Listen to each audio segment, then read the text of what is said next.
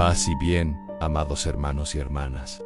Bienvenidos a Voz de Pedro, el canal donde buscamos las respuestas eternas de Dios para nuestras preguntas más urgentes de hoy. Y muchos de nosotros, con una fe sincera, llevamos esta pregunta a la oración. Rezamos por un trabajo mejor. Rezamos para poder pagar nuestras deudas. Quizás cambiar tu vida para siempre.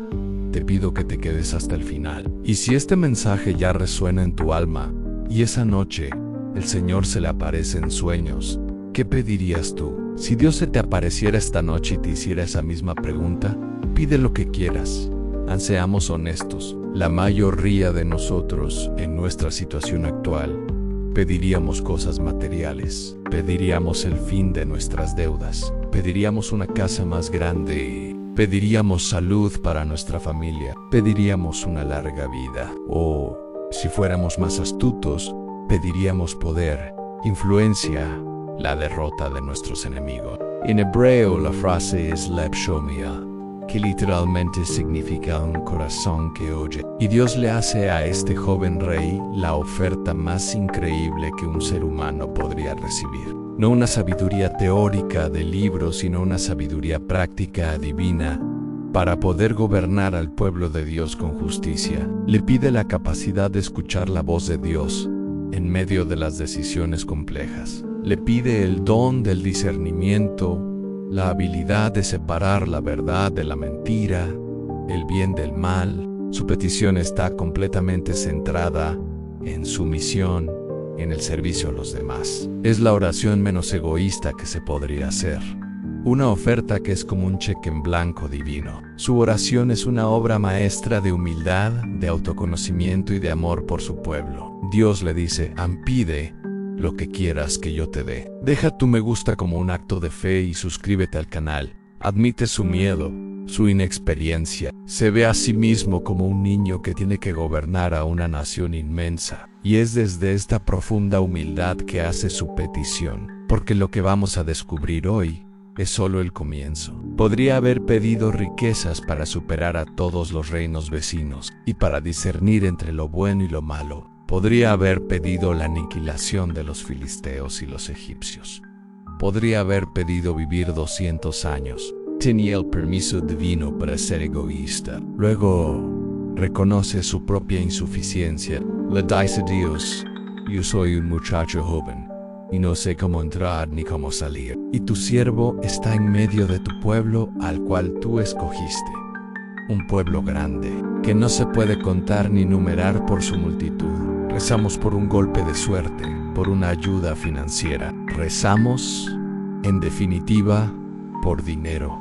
El corazón de todo nuestro mensaje de hoy. Salomón no pide nada para sí mismo. No pide riquezas. No pide poder. No pide una larga vida. Pide una sola cosa, una cosa que necesita para cumplir la misión que Dios le ha encomendado. Y hoy vamos a hablar de una de las preguntas más humanas, más persistentes, que susurramos en el silencio de nuestro corazón, especialmente en las noches de insomnio. Y si te dijera que esa oración, por muy sincera que sea, podría ser la razón por la que sigues luchando. Y si te dijera que estás pidiendo la fruta, ¿cuándo Dios quiere darte el árbol entero? Cuando las cuentas se acumulan y el futuro parece incierto. La pregunta es: Señor, ¿cómo puedo alcanzar la prosperidad? ¿Cómo puedo tener una vida de abundancia sin la angustia constante de la escasez? Es una pregunta legítima, pero hay un secreto en las Sagradas Escrituras, un principio divino para la abundancia tan poderoso. Vamos a desvelar el secreto de Salomón. Vamos a descubrir la única petición que él le hizo a Dios. Una petición tan sorprendente y tan agradable al corazón del Creador, que desató sobre él no solo la riqueza que no pidió, sino todo lo demás, que transformó a un joven rey inseguro en el hombre más rico, más sabio y más poderoso que jamás haya existido. Un hombre cuya riqueza era tan legendaria que, aún hoy, 3000 años después, su nombre es sinónimo de opulencia en el rey Salomón. Hoy no vamos a hablar de fórmulas mágicas para hacerse rico. Si estás listo para cambiar tu forma de orar Y en el nombre del Padre, y del Hijo, y del Espíritu Santo. Amén. Nuestra historia comienza en el primer libro de los Reyes, capítulo 3. El gran rey David ha muerto, y su hijo, Salomón, un joven de apenas unos 20 años, acaba de ascender al trono de Israel. Imaginen la presión sobre sus hombros. Heredaba un reino unificado, próspero, pero también rodeado de enemigos y lleno de desafíos internos. Él mismo se sentía abrumado por la tarea. La Biblia nos dice que su propio corazón reconocía su incapacidad. Una noche, Salomón va a Gabaón, un lugar alto de adoración, para ofrecer sacrificios a Dios. Detengámonos aquí, hermanos. Salomón podría haber pedido cualquiera de estas cosas, pero la respuesta de Salomón es lo que lo distingue de todos los demás. Primero, reconoce la bondad de Dios con su padre. David Salomón no finge ser un gran rey. Y aquí está el secreto. Le dice Dios en el versículo 9: anda pues a tu siervo un corazón entendido para juzgar a tu pueblo. En otras traducciones dice un corazón que escucha, un corazón sabio.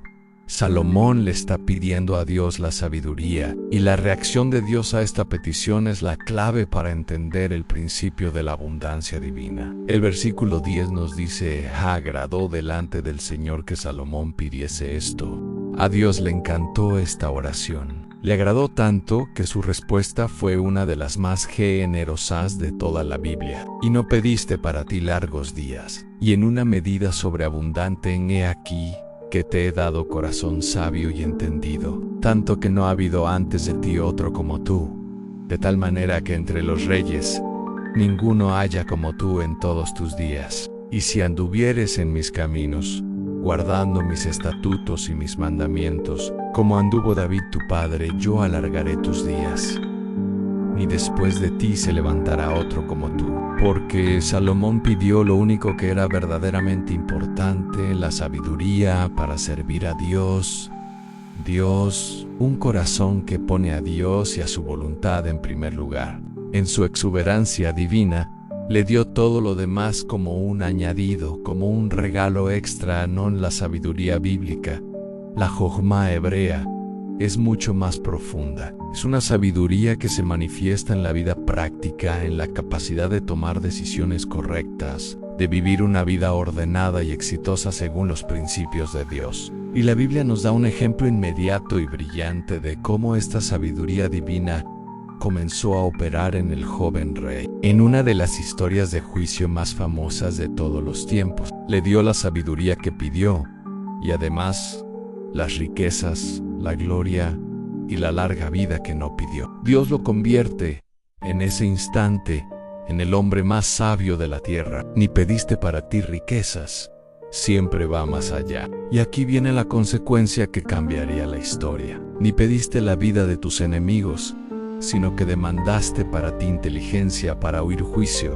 He aquí lo he hecho conforme a tus palabras. El secreto divino de la abundancia: busca primero el reino de Dios y su justicia, y todas estas cosas os serán añadidas. Dios le dice: ¿por qué has demandado esto? Primero, Dios le concede exactamente lo que pidió. Oramos desesperadamente por todas estas cosas: el dinero, el éxito, la salud, y nos frustramos cuando no llegan. Y Dios desde el cielo nos mira con amor y nos dice: estás pidiendo las hojas cuando yo quiero darte la raíz. Pidim la raíz, que es la sabiduría, y todas las hojas y los frutos vendrán por añadidura. Pero la generosidad de Dios nunca se detiene en lo que pedimos. Dios continúa: y aún también te da las cosas que no pediste en riquezas de gloria. Hermanos, contemplemos la magnificencia de esta respuesta. Este es el principio de Salomón. Salomón no buscó la riqueza, buscó la sabiduría para gobernar bien al pueblo de Dios, que es una forma de buscar el reino. Y como consecuencia, la riqueza lo persiguió a él. Nosotros, a menudo, hacemos exactamente lo contrario. La oración de Salomón nos enseña que la verdadera prosperidad no es un fin en sí mismo, sino la consecuencia de un corazón bien ordenado. Pero ¿qué es esta sabiduría que Salomón pidió? ¿Es simplemente ser muy inteligente? ¿Tener un alto coeficiente intelectual? Pero ¿qué es esta sabiduría que Salomón pidió? ¿Es simplemente ser muy inteligente? La sabiduría de Salomón fue puesta a prueba de la forma más dramática e inesperada. Vinieron al rey dos mujeres, nos dice la escritura, que eran prostitutas. Ya desde el principio, el caso se presenta como un desafío. ¿Cómo podría un juez, cualquier juez, discernir la verdad en esta situación? No hay cámaras, no hay pruebas de ADN, solo hay el caos de dos madres desesperadas, una mintiendo y la otra diciendo la verdad. La lógica humana aquí no sirve. La ley no ofrece una solución clara. Este es un caso que requiere una sabiduría que vaya más allá de los códigos y los procedimientos. Requiere un conocimiento profundo del corazón humano.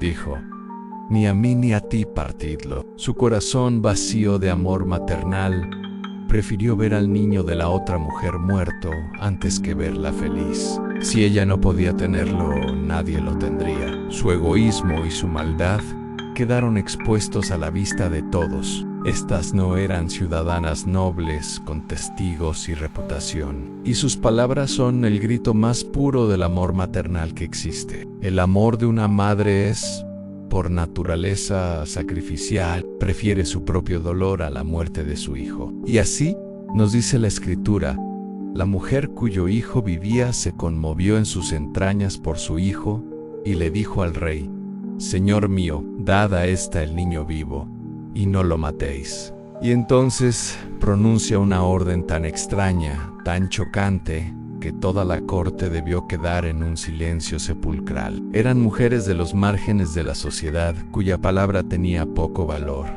¿Para qué?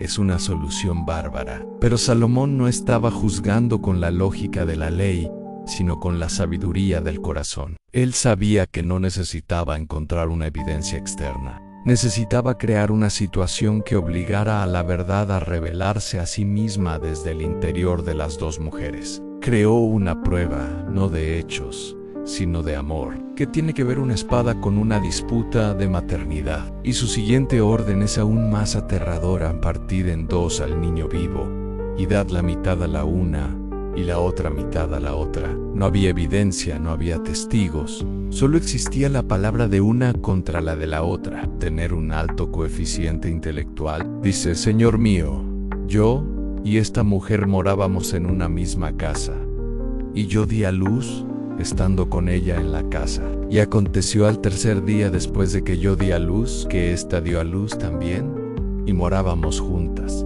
Ningún extraño estaba con nosotras en casa, sino nosotras dos solas. Y una noche el hijo de esta mujer murió, porque ella se acostó sobre él, y se levantó a medianoche y tomó a mi hijo de junto a mí, estando yo tu sierva durmiendo, y lo puso a su lado, y puso al lado mío a su hijo muerto. Y cuando yo me levanté de madrugada para dar el pecho a mi hijo, he aquí que estaba muerto. Pero lo observé por la mañana, y vi que no era mi hijo, el que yo había dado a luz. No, la sabiduría bíblica, la Jojma hebrea, es mucho más profunda. Una historia trágica, un nudo legal imposible de desatar. La otra mujer interrumpe gritando: no, mi hijo es el que vive y tu hijo es el muerto. Y la primera respondía: no, sino que el muerto es tu hijo y mi hijo es el que vive. Es una sabiduría que se manifiesta en la vida práctica, en la capacidad de tomar decisiones correctas, de vivir una vida ordenada y exitosa según los principios de Dios. Y la Biblia nos da un ejemplo inmediato y brillante de cómo esta sabiduría divina, recién recibida, comenzó a operar en el joven rey en una de las historias de juicio más famosas de todos los tiempos. Poco después del sueño en Gabaón, una de las mujeres comienza a relatar la historia. Imaginen la escena en la corte del joven rey, Chohaz, y es aquí donde el don de Dios en Salomón brilla en todo su esplendor. El joven rey escucha con paciencia el altercado.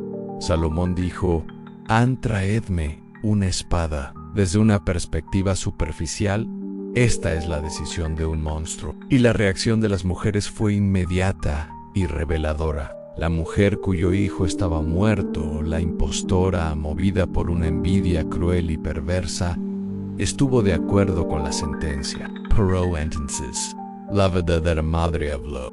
Ella estaba dispuesta a renunciar a su hijo. Estaba dispuesta a vivir con el dolor de verlo crecer en los brazos de una mentirosa, con tal de que él viviera. Y el rey pronunció su veredicto final: entregada aquella el niño vivo. Y la Biblia nos dice que todo Israel oyó aquel juicio que había juzgado el rey, y temieron al rey, porque vieron que había en él sabiduría de Dios para juzgar. El pueblo reconoció que su joven rey no gobernaba solo con la inteligencia humana, sino con el Lev Shomia, el corazón que escucha de Dios. Organizó un ejército formidable, con 1,400 carros de guerra y 12,000 jinetes. Y esto nos lleva a uno de los episodios más famosos de su reinado. La visita de la reina de Saba controlaba el comercio de caballos y carros de Egipto, convirtiendo a Israel en una potencia económica y militar en la región. Osees, y no lo matéis. Pero yo no lo creía, hasta que he venido, porque reconoce que la fuente de toda esa grandeza no es humana, sino divina. Y mis ojos han visto que ni aún se me dijo la mitad. Es el activo más valioso que un hombre puede poseer. Fue un maestro de la sabiduría. Su reinado no solo produjo oro y cedros, produjo un tesoro infinitamente más duradero, la literatura sapiencial, y nos dejó un cofre lleno de joyas de valor incalculable para que nosotros, 3,000 años después, pudiéramos aprender a vivir con sabiduría. En el próximo bloque abriremos ese cofre del tesoro y exploraremos los principios de la abundancia que se esconden en el libro de los Proverbios. Una persona puede recibir una gran herencia y perderla en un año por falta de sabiduría, pero una persona con la sabiduría de Dios puede empezar sin nada y construir un reino, porque la sabiduría divina no es solo conocimiento, es la habilidad de aplicar ese conocimiento de forma correcta, de tomar decisiones justas, de administrar bien los recursos, de tratar a las personas con justicia, de discernir las oportunidades y evitar los peligros. Es, en definitiva, el arte de vivir bien. Toda esta Ujiquezau, toda esta gloria, todo este poder que asombraba al mundo, no era el objetivo de Salomón, era la consecuencia, era el añadido de Dios, era el fruto de un árbol cuya raíz era una sola cosa, un corazón que supo pedir lo único necesario. Es mayor tu sabiduría y tu bien que la fama que yo había oído. Bienaventurados tus hombres, dichosos estos tus siervos que están continuamente delante de ti y oyen tu sabiduría. Bendito sea el Señor tu Dios, que se agradó de ti para ponerte en el trono de Israel. Ella es su madre. Una sabiduría que, se decía, le había sido dada por su diosa con camellos cargados de especias, de oro en abundancia y de piedras preciosas. Y cuando estuvo ante Salomón, le expuso todo lo que había en su corazón, y el rey Salomón le contestó todas sus preguntas. No hubo nada que el rey no le pudiera responder, y como era una mujer inteligente, decidió ir a verlo por sí misma. Vio el templo y el palacio que había edificado, vio la comida de su mesa, la organización de sus siervos, la magnificencia de sus holocaustos, y exclamó unas palabras que resumen la grandeza de aquel reinado para probarlo con preguntas difíciles. Su amor era tan grande que prefirió la renuncia a la pérdida. Y en ese instante, la verdad brilló con una claridad meridiana. La noticia de este juicio se extendió por todo Israel. La riqueza vino a él. Su sabiduría le permitió gobernar con una eficacia sin precedentes. Estableció alianzas estratégicas como con Hiram el-Redi, que le dio acceso a los grandes puertos del Mediterráneo y a las maderas preciosas del Líbano para construir el templo. Desarrolló una marina mercante que viajaba a tierras lejanas, a Ofir, trayendo oro, plata, marfil, monos y pavos reales. Esta historia es la primera manifestación del don que Salomón había pedido. Y así como su sabiduría se manifestó en la justicia de su tribunal, pronto comenzó a manifestarse de forma abrumadora en la prosperidad de todo el reino. La promesa de Dios comenzó a cumplirse. Salomón no tuvo que buscar la riqueza. La Biblia, en el primer libro de los Reyes, capítulo 10, se deleita en describir la opulencia casi mítica de su reinado.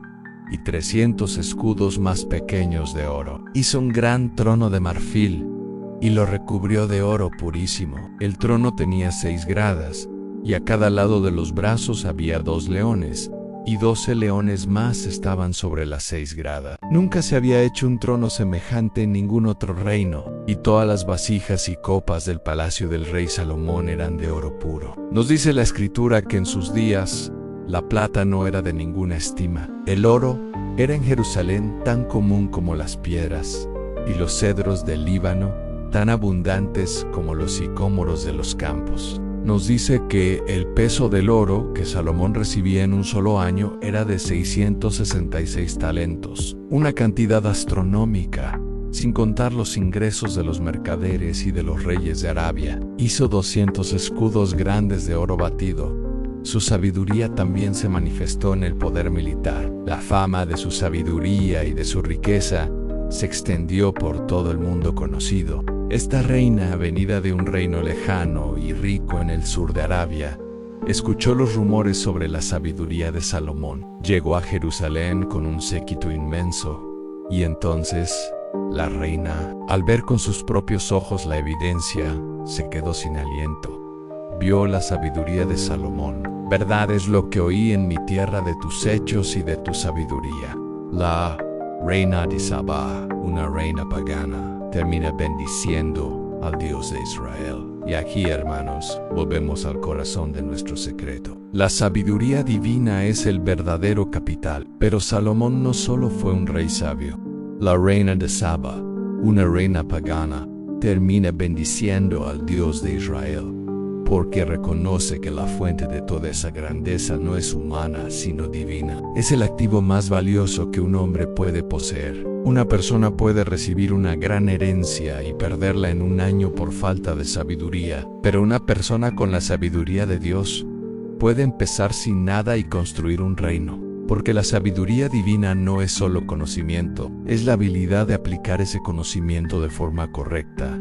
Esta es la clave de todo el sistema de Salomón, y no debemos malinterpretar esta palabra. Temor aquí no significa tenerle miedo a un Dios tirano. En el lenguaje bíblico, el temor de Dios es una mezcla de reverencia, de asombro, de respeto profundo y sobre todo, de un deseo ardiente de no ofender a aquel a quien amamos. La hormiga no espera a que el alimento le caiga del cielo. Trabaja, planifica, ahorra para el invierno. La pereza, para Salomón, no es solo un defecto de carácter, es un pecado y es la receta segura para la pobreza. En el capítulo 10, versículo 4 es aún más directo: la mano negligente empobrece, mas la mano de los diligentes enriquece. Es reconocer que Él es el Creador y nosotros la criatura, que sus leyes no son imposiciones arbitrarias, sino el manual de instrucciones para que la máquina de nuestra vida funcione bien,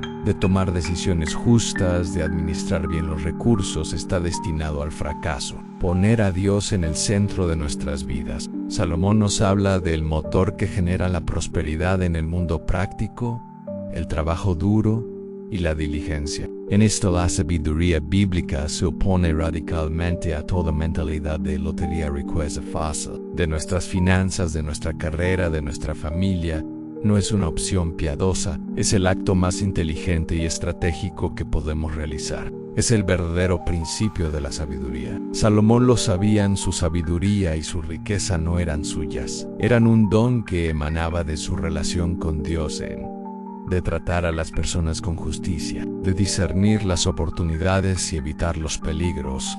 Es, en definitiva, el arte de vivir bien. Versículos 6 al 8: envía la hormiga, oh perezoso, mira sus caminos, y sé sabio, la cual no teniendo capitán, ni gobernador, ni señor, prepara en el verano su comida. Él bendice el trabajo de nuestras manos. La fe no es una excusa para la pereza. No podemos quedarnos sentados esperando un milagro financiero si no estamos dispuestos a ser como la hormiga, a trabajar con diligencia, a dar lo mejor de nosotros en nuestro oficio, a ser responsables y proactivos. La bendición de Dios es la lluvia, pero nosotros debemos arar la tierra y plantar la semilla, y recoge en el tiempo de la siega su mantenimiento. Y aquí, hermanos, volvemos al corazón de nuestro secreto. fue un maestro de la sabiduría. Y un proverbio es exactamente eso. Una gota de sabiduría concentrada, una verdad universal destilada en una frase corta y memorable. No son solo consejos de autoayuda, son principios divinos para una vida exitosa, próspera y sobre todo santa. Si queremos entender la mentalidad que generó la riqueza de Salomón, debemos sumergirnos en sus proverbios. Su reinado no solo produjo oro y cedros, produjo un tesoro infinitamente más duradero en la literatura sapiencial y nos dejó un cofre lleno de joyas de valor incalculable para que nosotros, 3000 años después, pudiéramos aprender a vivir con sabiduría. En este blog, abriremos ese cofre del tesoro y exploraremos los principios de la abundancia que se esconden en el libro de los Proverbios. Toda esta riqueza, toda esta gloria, todo este poder que asombraba al mundo, no era el objetivo de Salomón, era la consecuencia, era el añadido de Dios. Era el fruto de un árbol cuya raíz era una sola cosa: un corazón que supo pedir lo único necesario. La sabiduría divina es el verdadero capital. Pero Salomón no solo fue un rey sabio. La tradición atribuye al rey Salomón la autoría de gran parte de este libro. El primer principio, la piedra angular de todo antes de cualquier estrategia financiera, antes de cualquier plan de negocios, Salomón establece el fundamento, la regla número 1, el principio sin el cual todo lo demás se derrumba. Lo encontramos en Proverbios capítulo 9, versículo 10. En el temor del Señor es el principio de la sabiduría, y el conocimiento del Santísimo es la inteligencia, el temor del Señor. Cualquier intento de construir riqueza, éxito o felicidad que no comience con este principio. El segundo principio, el motor de la prosperidad, la diligencia. Una vez establecido el fundamento, escuchen el famoso pasaje de Proverbios 6, la naturaleza misma nos enseña el valor del trabajo. El plan de Dios para nuestra prosperidad casi siempre incluye nuestra cooperación activa. El tercer principio, el volante de la riqueza, la prudencia y la planificación. El trabajo duro es el motor, pero un coche con un motor potente y sin volante se estrella. Una lección de finanzas personales en una sola frase: los pensamientos del diligente ciertamente tienden a la abundancia, mas todo el que se apresura alocadamente, de cierto va a la pobreza. El volante en la sabiduría de Salomón es la prudencia, el buen juicio, la planificación. Proverbios 21, versículos 5, versículos 24 y 25. Hay quienes reparten y les es añadido más. Y hay quienes retienen más de lo que es justo. Es un acto de fe que reconoce que Él es la fuente de todo lo que tenemos. Y es un acto que, como nos promete el profeta Malaquías, abre las ventanas de los cielos y derrama sobre nosotros una bendición hasta que sobreabunde. Pero vienen a la pobreza, especialmente con los pobres. Proverbios 19.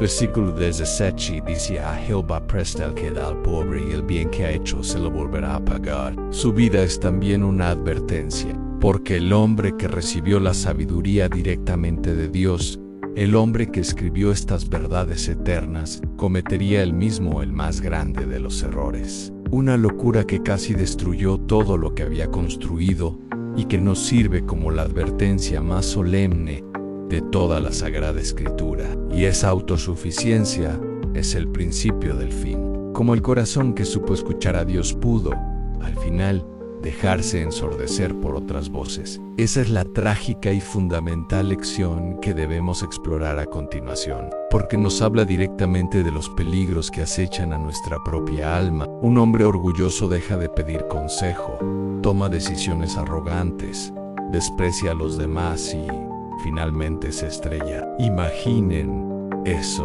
Un corazón humilde es un corazón agradecido, un corazón que sabe que todo es gracia, un corazón que sigue dependiendo de Dios. No importa cuán grande sea su cuenta bancaria, la humildad nos mantiene con los pies en la tierra y el corazón en el cielo.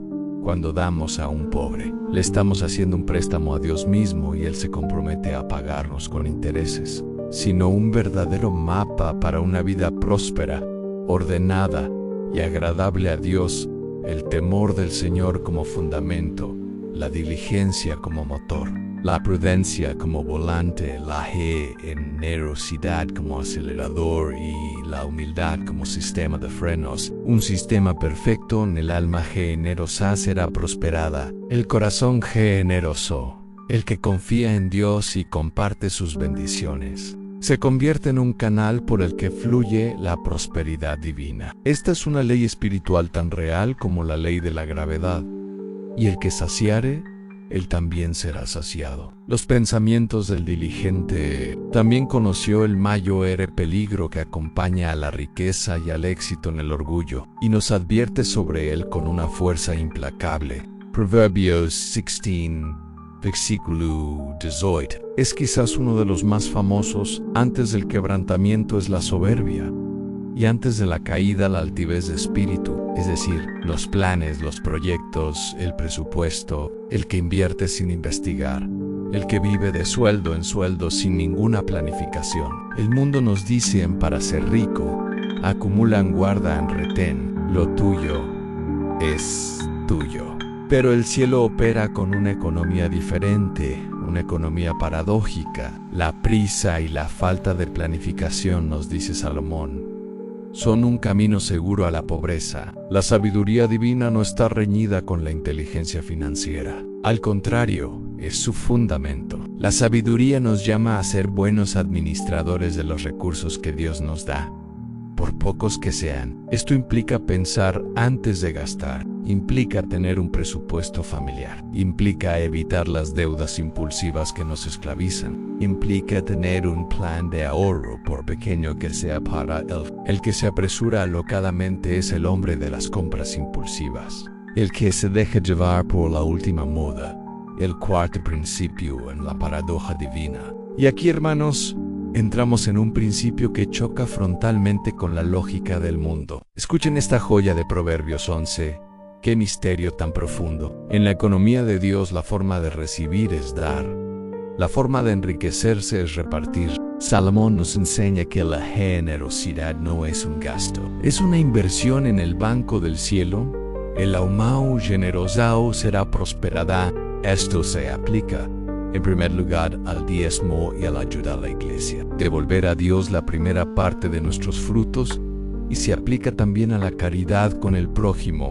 El corazón avaro, el que se aferra a su dinero, se seca. El quinto principio, al veneno del éxito, el orgullo. Salomón, que lo tuvo todo. El orgullo nos hace creer que nuestro éxito es fruto exclusivo de nuestro propio talento y esfuerzo. Nos hace olvidar la fuente de todas las bendiciones. La humildad, en cambio, es el custodio de la prosperidad. Con estos principios, hermanos, Salomón no nos dejó simplemente un conjunto de consejos. Y sin embargo, la historia de este gran rey, el hombre más sabio de la tierra, no termina en un triunfo absoluto. ¿Cómo es posible que el hombre más sabio pudiera caer tan estrepitosamente?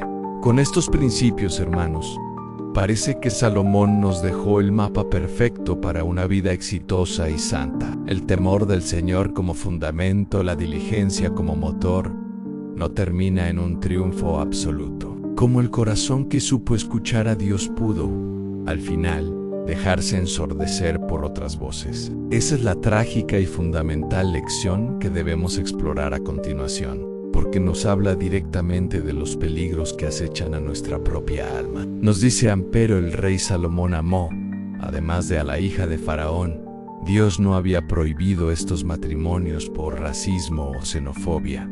Quizás pensó: ¿qué daño pueden hacerme? Yo, que construí el templo, que hablé con Dios, yo soy lo suficientemente fuerte para manejar esto. Y cuando Salomón era ya viejo, sus mujeres inclinaron su corazón tras dioses ajenos, y su corazón no era ya perfecto con el Señor su Dios, como el corazón de su padre David. Salomón rompió el primer y más importante principio de su propia sabiduría: dejó de temer al Señor. La reverencia, el respeto, el deseo de no ofender a Dios fue reemplazado por la complacencia, por el orgullo, por el deseo de agradar a sus esposas y de asegurar sus alianzas políticas. Y en el momento en que Dios dejó de ser el centro absoluto de su vida, todo lo demás comenzó a desmoronarse. Las bendiciones que había recibido se convirtieron en la causa de su ruina. Sus riquezas le permitieron mantener su harén. Su poder le permitió construir los templos paganos. Su paz con las naciones vecinas fue comprada al precio de la paz con Dios además. Estos matrimonios son políticamente convenientes.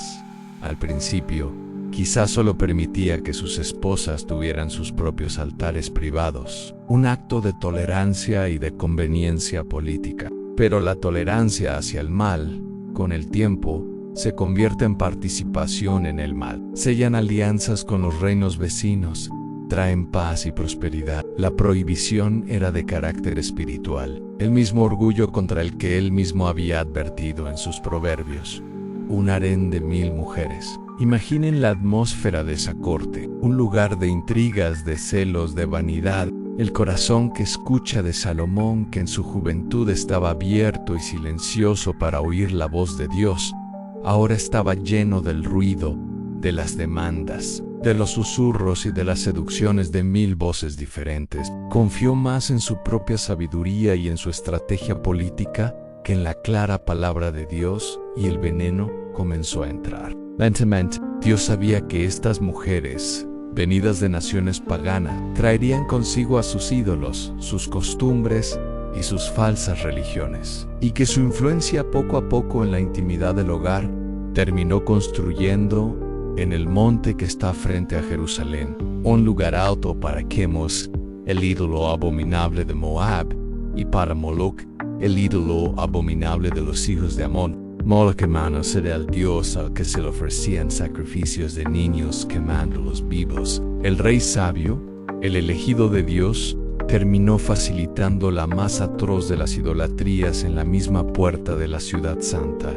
Podría desviar el corazón del rey. A muchas mujeres extranjeras moabitas, amonitas, edomitas, sedonías y eteas, gentes de las cuales el Señor había dicho a los hijos de Israel: no os llegaréis a ellas, ni ellas se llegarán a vosotros, porque ciertamente harán inclinar vuestros corazones tras sus dioses.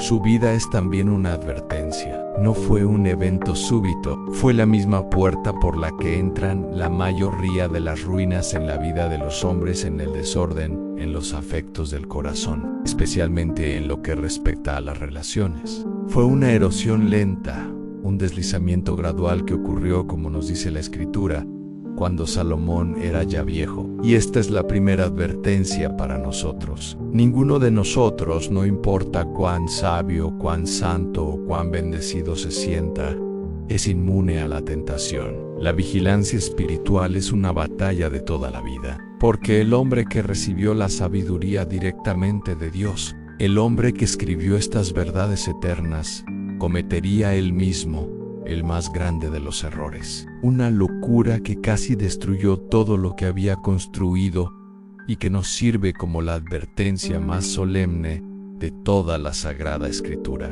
La prudencia como volante, la generosidad como acelerador y la humildad como sistema de frenos. Un sistema perfecto. Y sin embargo, la historia de este gran rey, el hombre más sabio de la tierra, ¿cómo es posible que el hombre más sabio pudiera caer tan estrepitosamente? La caída de Salomón, como se narra en el primer libro de los Reyes, capítulo 11.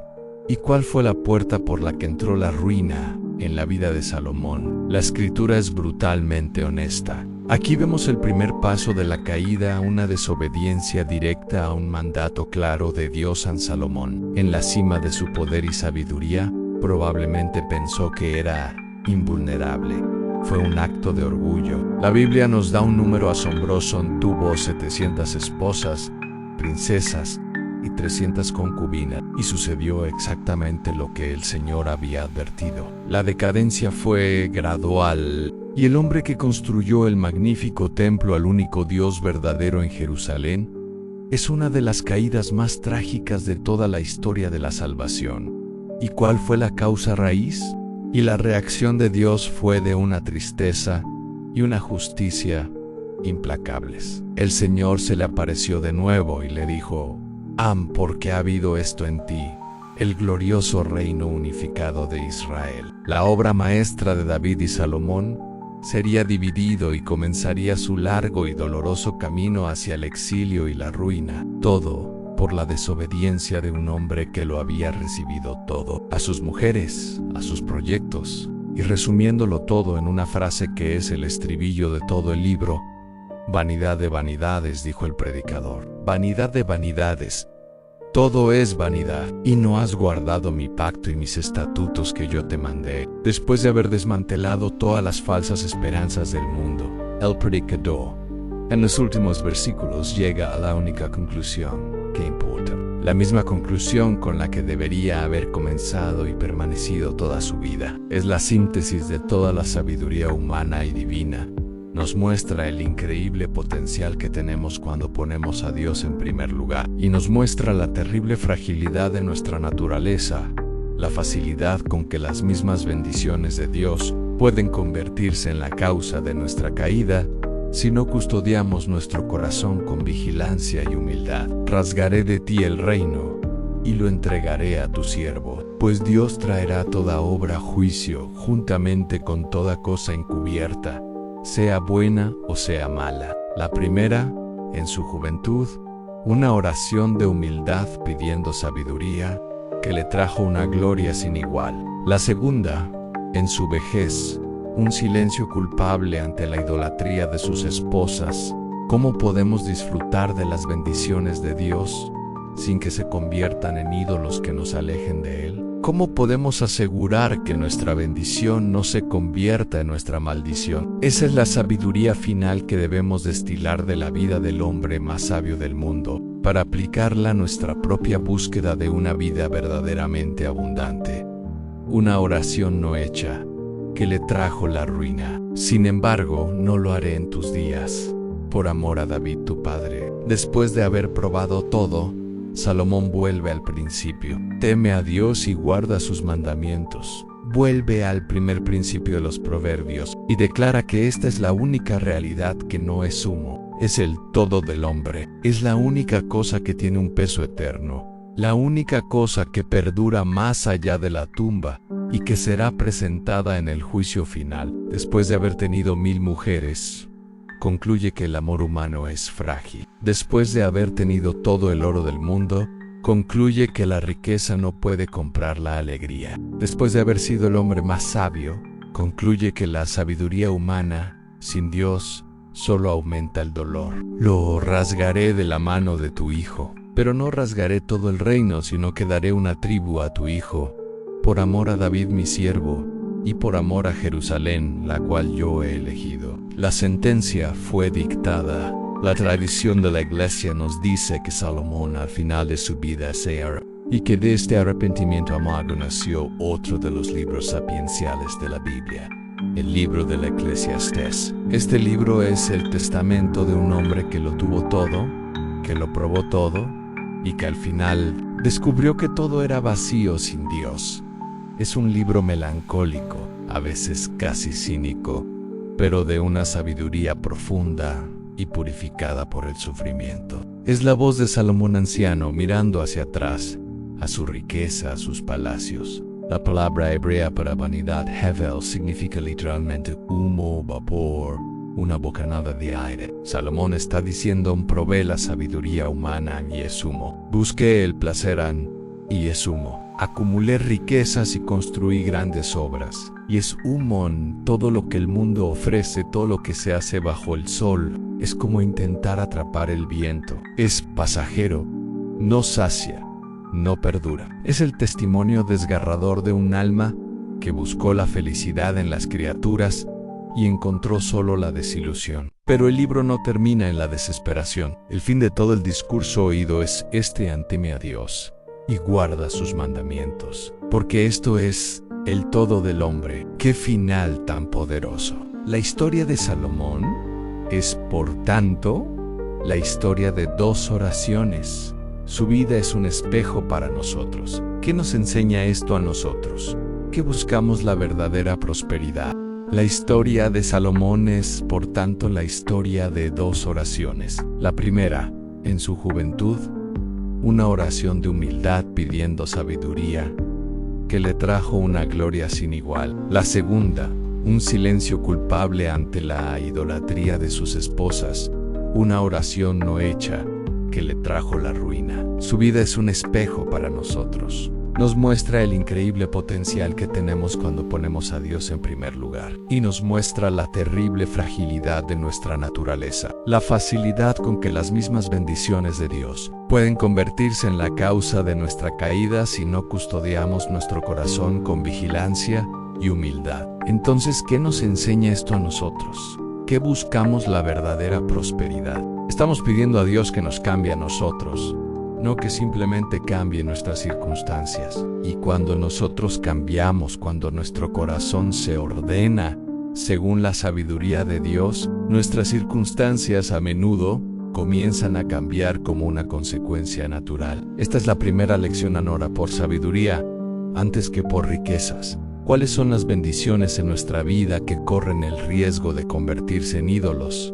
Puede ser nuestro trabajo, puede ser nuestra familia. Salomón, el hijo de David, construyó un templo de piedra en Jerusalén. Pero otro hijo de David, Jesucristo, construiría un templo nuevo y eterno, su propio cuerpo, la iglesia.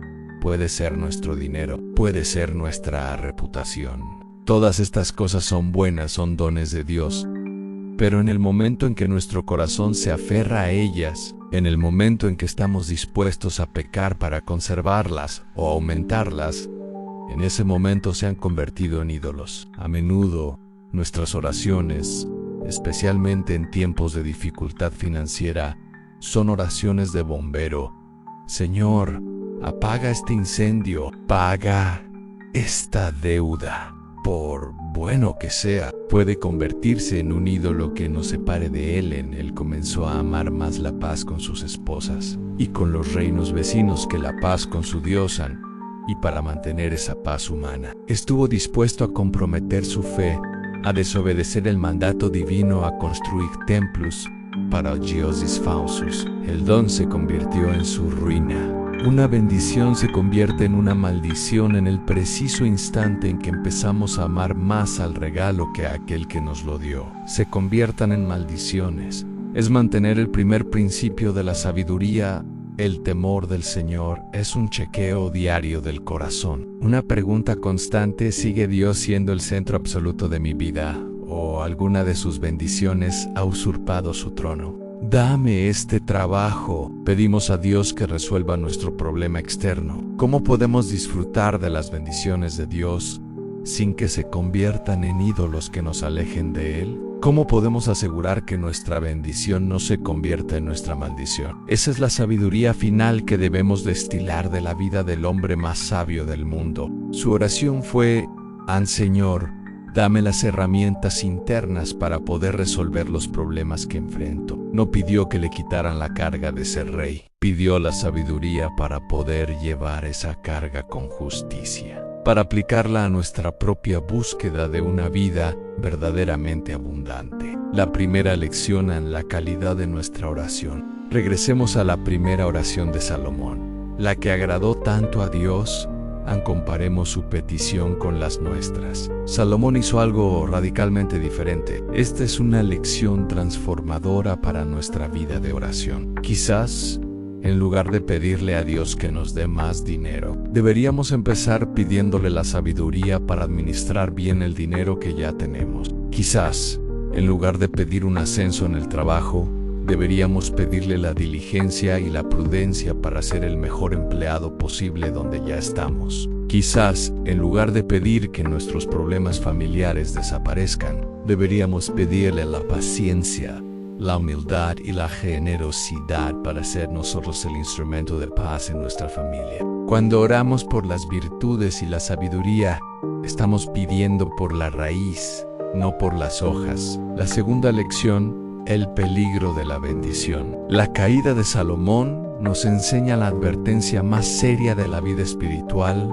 cualquier don de Dios. Para Salomón, sus esposas, que inicialmente representaban alianzas políticas y la paz para su reino, se convirtieron en un ídolo. Esto nos llama a un profundo examen de conciencia. La única manera de evitar que nuestras bendiciones, la tercera lección en la sabiduría del nuevo Salomón, la historia de Salomón, con toda su grandeza y su tragedia, es una sombra, una prefiguración de una realidad mucho mayor. Salomón, con toda su sabiduría, es solo un reflejo pálido de la verdadera sabiduría de Dios hecha carne. San Pablo en su primera carta a los Corintios nos dice que Cristo es poder de Dios y sabiduría de Dios, pero ahora universalizada y perfeccionada. No busques las cosas, busca lo único necesario en el reino de Dios, sino la cantidad de tesoro que almacenas en el cielo, donde ni la polilla ni el orín corrompen, y donde ladrones no minan ni hurtan. Busca vivir en amistad con el Rey. Busca conformar tu vida a su justicia, a su voluntad, y la promesa es absoluta. Todo lo demás nos muestra que la sabiduría, la riqueza y el placer, si se buscan como fines en sí mismos, terminan en vanidad, en humo, en un corazón vacío. Pero si se busca primero la sabiduría que viene de Dios, entonces la vida adquiere un propósito, un significado y una abundancia que no es solo material, sino integral y eterna. Todo lo que necesitas para vivir en este mundo te será dado por añadidura. Te invito a hacer tuya la oración más sabia jamás pronunciada. Te invito a que en lugar de presentarle a Dios tu lista de necesidades, le presentes tu corazón vacío y le pidas lo único que realmente importa. Si Salomón nos dio los proverbios como un mapa para la vida, Jesús nos dio el sermón de la montaña como la constitución del reino de los cielos. Un buen hijo, un buen amigo. Y en ese sermón Jesús toma el principio de Salomón y lo eleva a su máxima expresión. En Mateo capítulo 6 versículo 33, no te pido la derrota de mis enemigos, un corazón que sabe discernir entre lo bueno y lo malo, entre lo eterno y lo pasajero, nos da el secreto definitivo de una vida verdaderamente próspera y sin ansiedad. Buscad primeramente el reino de Dios y su justicia, y todas estas cosas os serán añadidas. Descienda sobre ti y te conceda la verdadera sabiduría, que es Cristo mismo. Amén. Según tu santa voluntad. Es exactamente la misma lección de Salomón. Entonces, ¿qué es la verdadera riqueza para un cristiano? La vida de Salomón, vista a la luz de Cristo, nos da la respuesta final. La verdadera riqueza no es la cantidad de oro que acumulas. La verdadera riqueza es un corazón sabio y entendido. La verdadera riqueza es vivir con la conciencia tranquila. Este mensaje puede ser la luz que necesita. Y no olvides suscribirte a Minutos y Milagros para que sigamos descubriendo juntos los secretos de la fe que transforman nuestra vida. En paz con Dios y con los hombres. La verdadera riqueza es una familia unida en el amor y en la fe. La capacidad de dar sin esperar nada a cambio, sabiendo que es más bienaventurado dar que recibir. Escribe con fe en los comentarios: Señor, dame un corazón sabio y entendido. La verdadera riqueza es la generosidad. La perla de gran precio por la cual vale la pena venderlo todo es conocer a Jesucristo, la sabiduría de Dios encarnada. Porque, como Él mismo nos dice, ¿de qué le sirve al hombre ganar el mundo entero si pierde su alma? Y la riqueza suprema, el tesoro escondido, la historia de Salomón, es la parábola definitiva sobre la búsqueda de la felicidad. Y ahora, para concluir este viaje a través de la vida del hombre más sabio del mundo, te invito a rezar conmigo, desde lo más profundo de tu ser. Señor, Dios de mis padres, como tu siervo Salomón, hoy reconozco que soy pequeño, que no sé cómo guiar mi propia vida, que me siento abrumado por los desafíos de este mundo. No te pido riquezas, no te pido una larga vida. Hoy, con un corazón humilde, me atrevo a pedirte lo mismo que Salomón Andeim. Señor, un corazón que escuche. Dame un corazón sabio y entendido, para poder discernir entre el bien y el mal en mi día a día. Dame la sabiduría para gobernar mi propia vida, mi familia, mi trabajo, Dame la sabiduría para ser un buen padre, una buena madre. Dame la sabiduría para administrar bien los recursos que me confías. Dame la sabiduría para amarte sobre todas las cosas y a mi prójimo como a mí mismo. Si me concedes esto, Señor, sé que todo lo demás me será dado por añadidura. Si tú también deseas esta sabiduría de Dios para tu vida, comparte este video con alguien que esté buscando un propósito y una dirección en su vida. Que la bendición de Dios Todopoderoso, Padre, Hijo y Espíritu Santo vayan en paz.